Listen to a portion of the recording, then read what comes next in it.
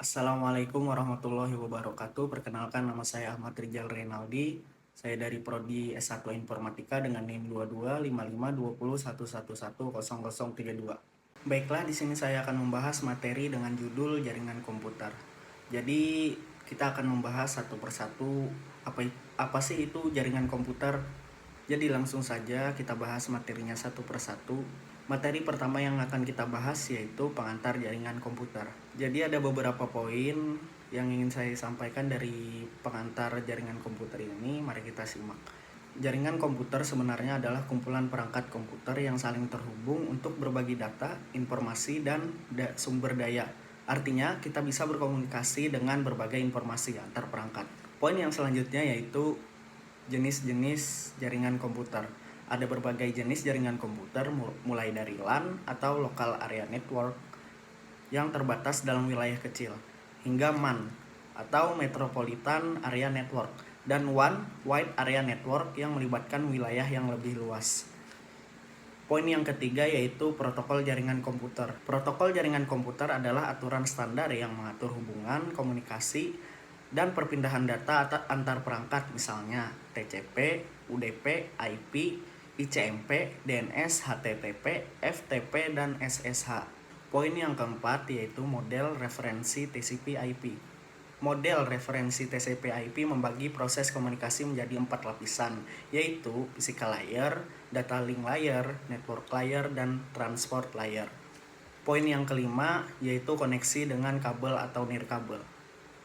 Jaringan komputer dapat dihubungkan baik menggunakan kabel maupun secara nirkabel, tergantung pada kebutuhan lingkungan. Poin yang keenam yaitu manfaat jaringan komputer. Jaringan komputer memberikan banyak manfaat, seperti berbagai sumber daya, memungkinkan komunikasi yang efisien, dan memberikan akses ke internet. Jadi langsung saja kita bahas materi selanjutnya. Masuk ke materi kedua yaitu model referensi OSI. Mari kita mulai dengan yang pertama. Yang pertama, physical layer. Lapisan pertama atau physical layer, fungsi utamanya adalah mendefinisikan media transmisi jaringan, menyinkronkan bit, dan merancang arsitektur jaringan seperti yang kita lihat pada koneksi Ethernet. Yang kedua ada data link layer. Lapisan ini menentukan bagaimana bit-bit data dikelompokkan menjadi format yang disebut sebagai frame, memastikan pengiriman data yang andal. Yang ketiga ada network layer. Network layer ini memiliki peran yang sangat krusial dalam mendefinisikan IP dan menyediakan fungsi routing. Ini memastikan paket dapat dikirim ke tujuan di suatu network lain. Yang keempat ada transport layer. Lapisan ini memecah data menjadi paket-paket dan memberikan nomor urut pada paket-paket tersebut. Ini memastikan pengiriman data yang terorganisir dan dapat disusun kembali pada sisi tujuan. Yang kelima, session layer. Session layer mendefinisikan bagaimana koneksi dapat dimulai, dipelihara, atau diakhiri. Ini memberikan kontrol atas sesi komunikasi. Yang keenam, presentation layer. Jadi lapisan ini bertugas menetralisir data yang hendak ditransmisikan oleh aplikasi ke dalam format yang dapat ditransmisikan melalui jaringan. Yang ketujuh yaitu application layer. Ini berfungsi sebagai antarmuka dengan aplikasi, menyediakan fungsionalitas jaringan kepada aplikasi. Masuk ke materi ketiga yaitu model referensi TCP/IP. Model referensi TCP/IP ini terdiri dari 4 lapisan yang masing-masing memiliki peran penting dalam proses komunikasi jaringan. Mulai dari yang paling atas yaitu application layer. Lapisan ini berhubungan langsung dengan aplikasi dan layanan jaringan. Semua interaksi yang kita lakukan seperti browsing web atau menggunakan email berlangsung di sini. Yang kedua ada transport layer. Lapisan ini mengelola pengiriman data dari satu perangkat ke perangkat lain, memastikan pengiriman data yang andal dan teratur. Yang ketiga ada network layer. Lapisan ini menangani pengiriman data melalui jaringan yang terdiri dari banyaknya perangkat. Ini mencakup pengaturan rute dan pengiriman paket data secara efisien. Yang terakhir yaitu yang keempat ada physical layer. Physical layer ini merupakan lapisan terbawah. Lapisan ini berhubungan dengan perangkat keras fisik jaringan, seperti kabel dan perangkat keras lainnya, yang mendukung infrastruktur komunikasi. Masuk ke materi yang keempat yaitu media transmisi wire. Yang pertama yaitu pasangan kabel terpilin atau twist pair. Media transmisi ini terdiri dari pasangan kabel yang terpilin bersama. Kategori yang umum digunakan adalah UTP dan STP. Dua tipe kabel ini sering digunakan dalam membuat strike kabel dan crossover kabel untuk menghubungkan perangkat di jaringan. Yang kedua yaitu kabel koaksial. Kabel koaksial terdiri dari konduktor pusat yang dikelilingi oleh lapisan isolasi, lapisan konduktor, dan lapisan pelindung. Ini biasanya digunakan dalam sistem kabel televisi dan juga dalam jaringan komputer. Yang ketiga ada serat optik. Serat optik ini terbuat dari kaca atau plastik halus. Serat ini dapat mentransmisikan satu sinyal cahaya dari satu tempat ke tempat yang lain dan juga memberikan kecepatan dalam pengiriman data. Yang selanjutnya ada tipe penyambung UTP dan kabel BNC. Untuk menghubungkan perangkat dengan pasangan kabel terpilin, kita menggunakan strike cable atau crossover cable, tergantung pada kebutuhan. Sementara itu, kabel BNC seperti BNC ke BNC atau BNC RG6 twist umum digunakan dalam koneksi video dan audio. Yang selanjutnya ada fiber optik. Serat optik ini mengubah sinyal listrik menjadi cahaya untuk mentransmisikan data dengan kecepatan tinggi dan keandalan yang sangat baik antar node dalam jaringan. Masuk ke materi yang kelima yaitu media transmisi wireless. Pada materi ini kita akan membahas media transmisi wireless yang menjadi tulang punggung komunikasi modern. Mari kita bahas beberapa konsep dan perangkat yang terlibat dalam teknologi ini. Yang pertama ada frekuensi dalam komunikasi nirkabel. Pertama-tama mari kita bicara tentang frekuensi. Frekuensi adalah ukuran jumlah siklus gelombang dalam 1 detik dan diukur dalam hertz. Dalam komunikasi nirkabel, kita menggunakan rentang frekuensi yang beragam, mulai dari yang sangat rendah hingga yang sangat tinggi, seperti VLF, LF, MF, HF, dan VHF. Selanjutnya, teknologi nirkabel. Ada berbagai teknologi nirkabel seperti microwave, infrared, dan Bluetooth.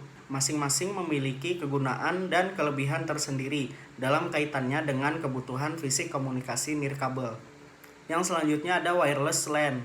Berbicara tentang jaringan lokal nirkabel, kita memiliki WLAN atau wireless LAN. Ini adalah jaringan lokal yang menggunakan koneksi tanpa kabel, seperti Ethernet untuk menghubungkan perangkat dalam jaringan. Yang selanjutnya access point dan antena. Access point atau AP adalah perangkat nirkabel yang menjadi titik pusat dalam jaringan WLAN.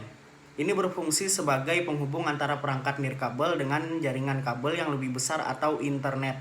Antena digunakan dalam komunikasi nirkabel untuk mentransmisikan dan menerima sinyal radio. Yang selanjutnya yaitu wireless protokol standar. Wireless protokol standar merujuk pada berbagai standar yang digunakan dalam teknologi Wi-Fi. Ini dikeluarkan oleh IEEE atau bisa disebut Institute of Electrical and Electronics Engineers dan mencakup serangkaian standar untuk jaringan WLAN. Yang selanjutnya yaitu implementasi jaringan WLAN. Implementasi jaringan WLAN melibatkan beberapa langkah, termasuk perencanaan, instalasi fisik, konfigurasi perangkat, uji coba dalam pemecahan masalah, serta pemeliharaan dan pengelolaan. Masuk ke materi yang keenam yaitu IP address. Di sini kita akan membahas tentang IP address, khususnya IP address private yang memiliki peran penting dalam pengaturan jaringan lokal. Mari kita lihat beberapa informasi lebih lanjut. Pembahasan yang pertama yaitu IP address private. Ada 3 blok alamat IP private yang ditetapkan oleh Internet Assigned Number Authority. Pertama, kita punya blok alamat IP private kelas A, mulai dari 10.0.0 hingga 10.255.255.255. Kemudian blok kelas B. Kemudian blok kelas B dari 172.16.0.0 hingga 172.31.255.255. Dan blok kelas C dari 192.168.0.0 hingga 192.168.255.255. Yang selanjutnya yaitu penggunaan alamat IP private. Alamat IP private digunakan dalam jaringan lokal untuk menghindari konflik dengan alamat IP publik yang digunakan internet. Ini memungkinkan banyak perangkat di jaringan lokal untuk menggunakan alamat IP yang sama, tanpa masalah konflik dengan perangkat di luar jaringan lokal. Selanjutnya, akses dari internet. Alamat IP private ini tidak dapat diakses secara langsung dari internet. Untuk mengakses jaringan lokal internet, diperlukan teknologi seperti Network Address Translation atau NAT atau Virtual Private Network. Bisa disebut juga VPN. Yang selanjutnya yaitu Network Address Translation. Network Address Translation atau NAT serta Virtual Private Network atau VPN adalah teknologi yang memungkinkan akses yang aman dan efisien. NAT memetakan alamat IP private ke alamat publik, sementara VPN menciptakan saluran aman untuk mentransmisikan data melalui internet. Jadi, alamat IP private memainkan peran penting dalam menjaga keamanan pengelolaan jaringan lokal. Masuk ke materi yang ketujuh, yaitu sistem operasi jaringan. Sistem operasi jaringan atau NOS adalah sistem operasi yang dirancang khusus untuk mengelola jaringan. Ini memungkinkan pengelola dan koordinasi perangkat dalam suatu jaringan. Pertama-tama yang ingin kita bahas yaitu jenis NOS. Jenis-jenis NOS bervariasi, mulai dari berbasis GUI, Graphical User Interface, hingga berbasis teks, contohnya termasuk novel network. Yang selanjutnya itu fungsi NOS. Fungsi NOS sangat beragam, termasuk menghubungkan komputer dan perangkat ke jaringan, menyediakan keamanan jaringan, kemudahan penambahan klien dan sumber daya, serta penggunaan kemampuan server dengan efisien. Yang selanjutnya ada gateway. Gateway adalah perangkat yang menghubungkan jaringan antara satu perangkat komputer dengan perangkat yang lain. Ini memungkinkan komunikasi lintas jaringan. Selanjutnya ada jenis-jenis gateway.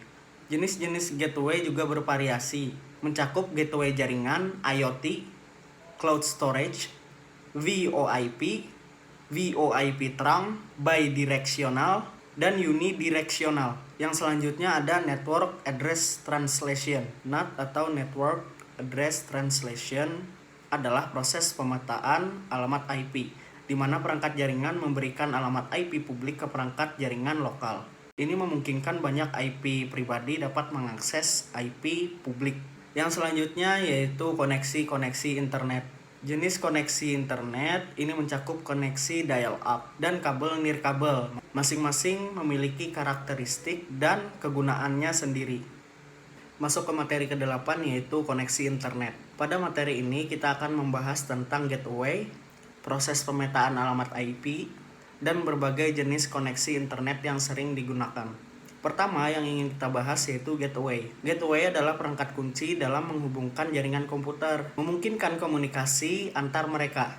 Namun, kita tidak hanya memiliki satu jenis gateway. Mari kita lihat beberapa jenis gateway yang lainnya. Jenis-jenis gateway melibatkan network gateway, IoT gateway, cloud storage gateway, VoIP gateway, bidirectional gateway, dan unidirectional gateway. Setiap jenis memiliki peran uniknya dalam mengelola dan mengarahkan lalu lintas data. Yang selanjutnya yaitu NAT. Network Address Translation adalah proses penting dalam menghubungkan jaringan lokal dengan jaringan eksternal. Perangkat yang sering digunakan NAT meliputi router NAT dan gateway NAT.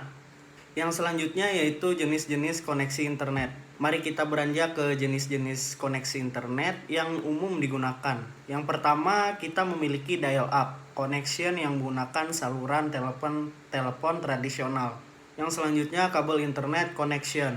Kabel internet connection yang menggunakan kabel koaksial untuk menghadirkan koneksi broadband yang lebih cepat dan stabil. Yang selanjutnya dedicated cable internet. Dedicated cable internet adalah pilihan yang memberikan koneksi yang lebih khusus dan didedikasikan untuk kebutuhan tertentu. Yang selanjutnya ada choice of dedicated connection. Choice of dedicated connection memungkinkan pengguna memilih koneksi yang sesuai dengan kebutuhan mereka. Yang selanjutnya ada wireless connection. Wireless connection ini memanfaatkan gelombang nirkabel untuk memberikan koneksi internet tanpa kabel. Kita masuk ke materi yang ke-9 yaitu metode akses. Di dalam materi ini kita akan membahas tentang local area network atau LAN. Apa itu LAN? Bagaimana perangkat berkomunikasi di dalamnya dan standar apa yang digunakan? Mari kita bahas. Yang pertama yaitu Local Area Network atau LAN. LAN atau Local Area Network adalah jaringan komputer yang mencakup area geografis terbatas, seperti gedung atau kampus. Ini memungkinkan perangkat dalam area tersebut untuk saling terhubung dan berkomunikasi. Yang selanjutnya ada metode akses. Metode akses mengacu pada cara perangkat dalam jaringan berkomunikasi. Dua metode akses yang umum digunakan adalah CSMA atau CD dan CSMA atau CA. Yang selanjutnya ada standar metode akses LAN. Standar metode akses LAN melibatkan IEEE 802.3 Ethernet yang menggunakan CSMA atau CD IEEE 802.11, Wi-Fi dengan CSMA atau CSMA CA dan IEEE 802.1Q VLAN yang memungkinkan pembagian jaringan fisik menjadi beberapa jaringan logis. Yang selanjutnya ada arsitektur LAN. Arsitektur LAN mencakup Ethernet, di mana kabel digunakan untuk transmisi data antar komputer dan perangkat dalam jaringan. Ada juga token ring, di mana perangkat terhubung dalam konfigurasi cincin di mana data bergerak secara berurutan dari satu perangkat ke perangkat yang lainnya. Kita masuk ke materi yang terakhir, yaitu materi ke-10, di mana materi ini membahas tentang implementasi jaringan komputer. Mari kita jelajahi langkah-langkah dan teknik yang terlibat dalam membentuk jaringan komputer yang efisien.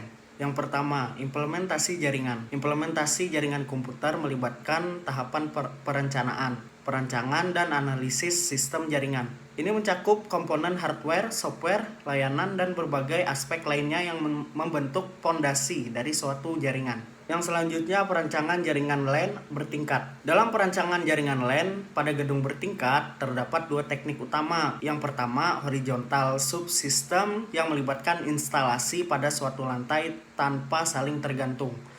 Dan yang kedua, vertical horizontal subsystem yang menghubungkan beberapa horizontal distribution subsystem di lantai-lantai yang berbeda. Yang selanjutnya, penggabungan topologi. Untuk menggabungkan beberapa topologi digunakan beberapa teknik. Pertama, teknik backbone untuk menggabungkan jaringan lokal pada masing-masing lantai. Yang kedua, teknik cascade yang melibatkan pemasangan bertingkat dengan menggunakan konektor utama.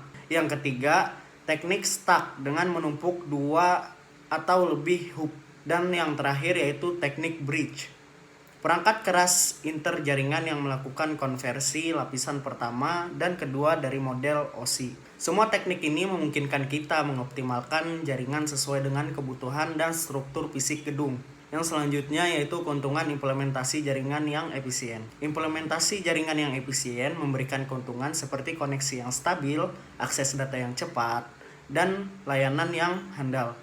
Hal ini penting untuk mendukung produktivitas dan komunikasi di berbagai lingkungan. Jadi itulah video rangkuman dari beberapa materi jaringan komputer yang sudah saya rangkum sedemikian rupa. Jadi apabila ada salah kata maupun kekurangan dari materi yang disampaikan, mohon dimaafkan. Wassalamualaikum warahmatullahi wabarakatuh.